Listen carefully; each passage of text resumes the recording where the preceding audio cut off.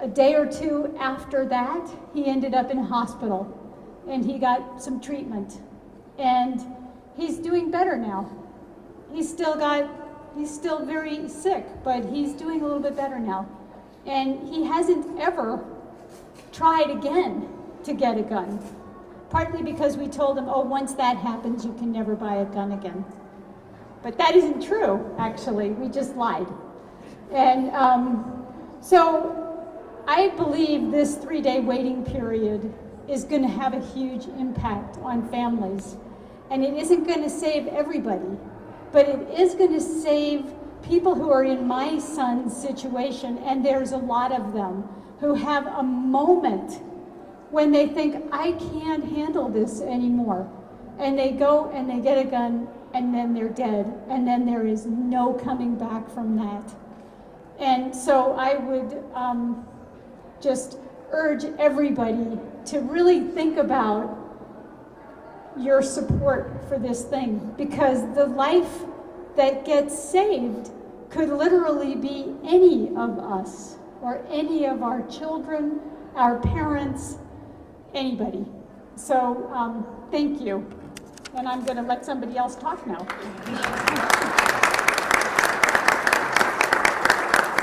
I'm going to introduce Assistant Majority Leader Jennifer Bacon.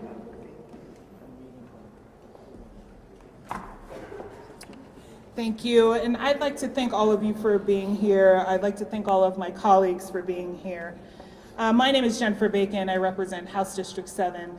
I also have the privilege of serving as the Assistant Majority Leader in the House. I think, like many of the folks you've heard from today, I too have a story of being struck by gun violence, not only in my own family, but as an educator. I have had the unfortunate experience of losing students. And so when we talk about this topic, it's always been important to me to come to the space to be sure we're talking about the depth of this issue, not only from mass shootings, but the shootings we see every day in neighborhoods amongst young people. My community does lose a lot of young people to gun violence, and I want to say to you all, their lives matter. But more importantly, we're bringing a suite of bills to think comprehensively on how we can mitigate this violence. Last year, we brought bills on the Office of Gun Violence Prevention, and we came to that decision in naming that gun violence is a public health concern. And as you heard from my colleague, Senator Sullivan, who I have the privilege of co-sponsoring the URPO bill with, another big component of that bill is to expand an educational program to let people know that URPO is an option, how to access it, as well as how to access additional resources to be able to talk about gun violence and prevent it in our communities, in our homes, and across our state. So I just want to add a few pieces of information. You heard Senator Sullivan talking a little bit earlier on the URPO bill and why we're bringing it. But since the 2 years in which the red flag law has been enacted, over 250 petitions have been filed, mostly by law enforcement. And while some law enforcement are clearly using this law to save lives, we have an opportunity to expand its use, and that is the purpose. In 2020, 109 URPO petitions were filed, 61 were granted for the temporary status, 49 were granted for full year-long URPO, and 4 were noted as obvious law misuse. And so the point of this bill is to match what we've quite honestly heard across the aisle, that if you own a gun, you should use it safely and properly. And that if there are cues and clues that you won't, we have a process that is due process to be sure we keep the gun owner safe, but their community members and family members around them safe as well. And so this law is incredibly important. And again, we've seen across the country the efficacy of this law. And so it is an honor to stand here in front of you to be able to expand it. So the last thing that I just want to say as well, I do want to share prayers and thoughts to across our community and the anxiety that we carry in our bodies because of the fear of gun use. And while this today is an expanded step of what we can take and what we can do, rather, to protect lives, this is still part of the journey, and you can expect us to continue this work. And so everyone here, I'd like to introduce the next speaker. I'd like to call up Jane Doherty, who her and her family were Sandy Hook survivors. So if you can come to the microphone.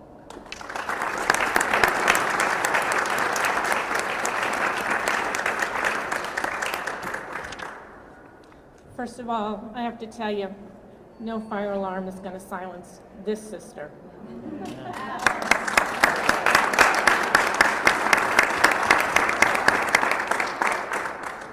Good afternoon. My name is Jane Doherty.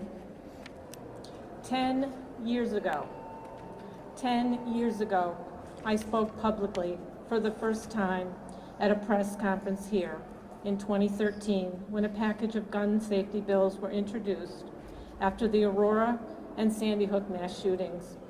Sandy Hook is where my brave sister, Mary Sherlock, was murdered in the lobby of her beloved school while she was trying to save her kids. Myself, other survivors, and many activists have testified in support of those gun safety bills, and in the ensuing years have fought off repeals and testified against multiple dangerous bills trying to keep all Coloradans safe from gun violence. After 2 years of work, in 2019, the Extreme Risk Protection Order was finally passed and signed into law.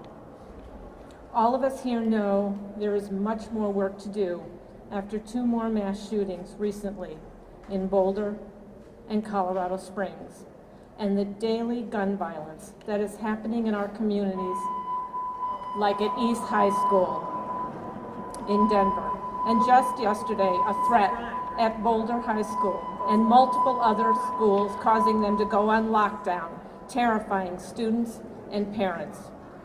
This is no way to live.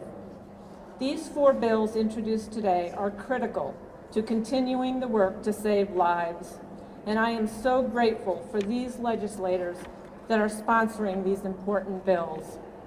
Expanding IRPO to include medical and healthcare professionals will assist law enforcement and families to remove guns from someone who is a danger to themselves or others. Requiring a waiting period to purchase a firearm will help reduce gun suicides that are an epidemic here in Colorado. Requiring a waiting period to purchase a firearm will help reduce suicides. Having an age limit of 21 to purchase and possess a firearm is just plain smart. Too many disturbed young men are responsible for far too many mass shootings. Repealing the gun industry immunity will allow gun violence victims and their families, like my friends Sandy and Lonnie Phillips, their day in court to find justice when manufacturers, dealers, and storefronts act recklessly, causing lives to be taken by gun violence. No other industry has that blanket immunity. It's past time to stop the bloodshed and prevent other families from suffering like mine. My sister was very brave that morning in December. She gave her life. I am asking all Colorado legislators to be brave like Mary and vote to save lives, and for Governor Polis to sign these life-saving bills into law. And I will continue to show up and honor my sister and try to save all of you from suffering what my family has suffered. So thank you.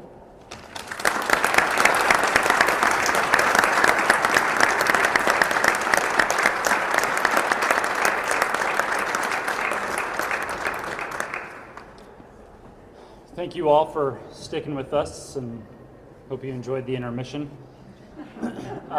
We got time for a few questions.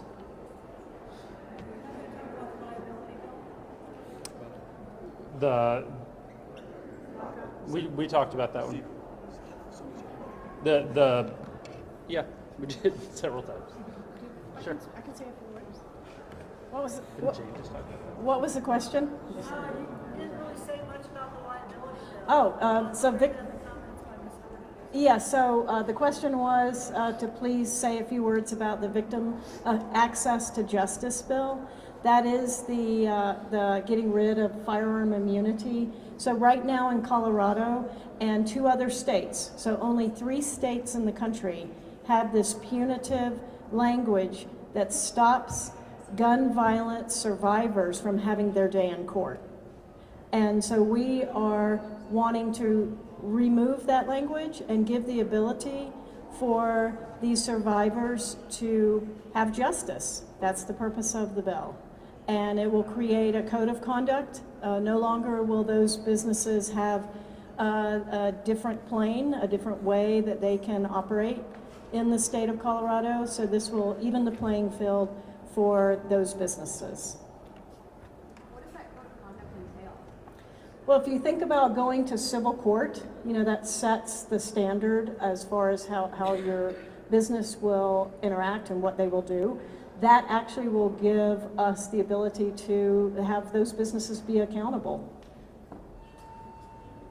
Jesse? Senator Sullivan, you mentioned on the ERPO bill that there would be some kind of adverse employment aspect to that. Can you talk about it and then maybe share some more specifics about what kind of educators would be able to petition a judge for an ERPO, and then also the added ability to raise funds to promote that program? Is that private funds or is it state dollars that are being committed?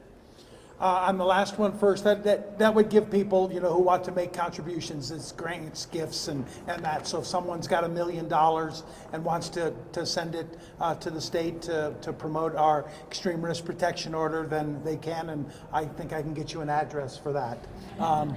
But as far as the adverse employment effect, so if someone either fails or does file a petition, then, you know, the employer can't say, oh, you know, we don't want you here, or make it more difficult on them.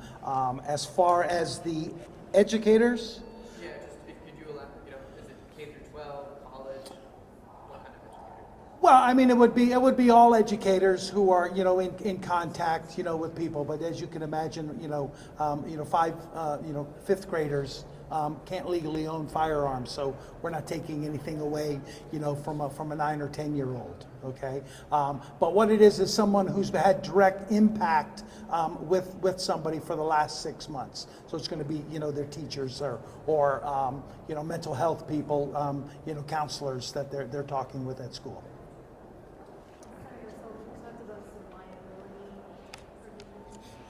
Same type thing there, where it's they already have mandates with what they have to do. Mental health professionals and medical professionals when they come up, and educators as well. If there's a problem, they have mandates that they have to, you know, report to the state. We're not mandating that they do anything, you know, otherwise. And then it's if they choose to or choose not to, then, you know, we're not coming after them because you didn't, and all of that kind of stuff. And that was another thing, you know, when I talked about, you know, Alex's killer, when the word got out, okay, about who the psychiatrist or therapist was who was treating that killer, there was an outcry from the public. I mean, that was really one of the first times that they found that there was a mass killer who had been in treatment during that time. And the people of the state of Colorado, you know, were outraged and wanted something done. And not to say that, you know, death threats and all of that. I mean, she had to go into hiding. I mean, if you read the book, and I hope many of you do, if you read it, I think she's living on a mountaintop doing telehealth, and that because of the death threats and everything that was directed at her. But what it does say is that the public is asking for, and they expect, that when you hear these types of things from your patients or students or something like that, that you let us know so that we can take actions. That's what everybody expects out there, and I think we should be able, you know, to allow those people who want to and are brave enough to do that, to be able, you know, to file those reports. To just Are there concerns that would interfere with like a patient-provider relationship or dissuade people from getting treatment because they'd be worried about losing it? Well, I mean, that's the conversation that they have, and so we're not, you know, I mean, I don't want to get in between, you know, a doctor and their patient. I'm just saying that, you know, if they feel, you know, the ability to do it, and you know, Alex's killer doctor said there wasn't anything more for her to do. Now, with this bill, there is going to be something for these doctors to do. I think the important thing to follow up on some of these questions around the ERPO law, and we'll make sure folks get the bill momentarily if you don't have it yet. We're actually not changing anything substantive in the current ERPO law. We're expanding who can file an ERPO. We're not changing the criteria. We're not changing the process when you get in front of a judge. This is expanding the list of folks based on feedback on who is able to file that ERPO in the first place. And so if you are in a community where law enforcement or family can't or won't initiate that process, there is still other folks in that person's life that now can, if this bill passes. If it's a teacher that notices something that is seriously wrong and they feel like this individual or someone in this individual's family is about to do something that is either going to harm them or others, they now have access, especially if they're in an area where the law enforcement is not going to file that petition. They now can do it. It doesn't change the criteria of if a judge is going to grant it or not. All of that stays the same. The ERPO law, for the most part, is going to be the ERPO law that we've had. We are just expanding who is able to actually file those petitions in court now. 2 of the 4 laws have been. All right, you're not part of this press conference. Go to your press conference. To pass unconstitutional All right, laws. next question. See you in Yep. court. Yeah, see you there. Yeah, we'll be there. Next. Can you talk about what bills in particular would be under your 18 to 21, or what guns, I'm sorry, in particular, would be banned and other exclusions? There's no bans. It's 21, right, for long guns, which are like rifles, shotguns, and right now the law currently is 21 for all handguns. So I'm not changing anything there. So exemptions you asked about. So let's see, a person who's at least 18 years of age, right, and has a hunting license, that's an exemption. A person who is 18 to 21 and possesses a firearm while under the direct supervision of an immediate family member. Let's see here. It does not include antique firearms, relics, anything like that with licensed collectors. A person who is an active member of the U.S. Armed Forces while on duty and serving in conformance with the U.S. I don't have my glasses, with the U.S. Armed Forces policy, and a person who is a police officer while on duty serving, who is an employing agency. So there's a few exemptions. I'm sorry, don't have my glasses, but is that helpful? Is there an Thank you. exemption for agriculture, for people who are out going after predators? Because you do have young people on farms who are in that position, kind of going after livestock, and they're going to be exempted, or is it still covered? Well, if they're supervised by their parents, yes. And I think we kind of addressed that in safe gun storage last session. So clarifying, parents could purchase a firearm for 18 to 20-year-old under this, As long as they're supervised, correct. They just can't possess it, obviously, but yes. Maybe one more question. Anybody other than Marianne? All right, Marianne, go for it. No one else wants to jump in. It's all you. I'm going to jump in.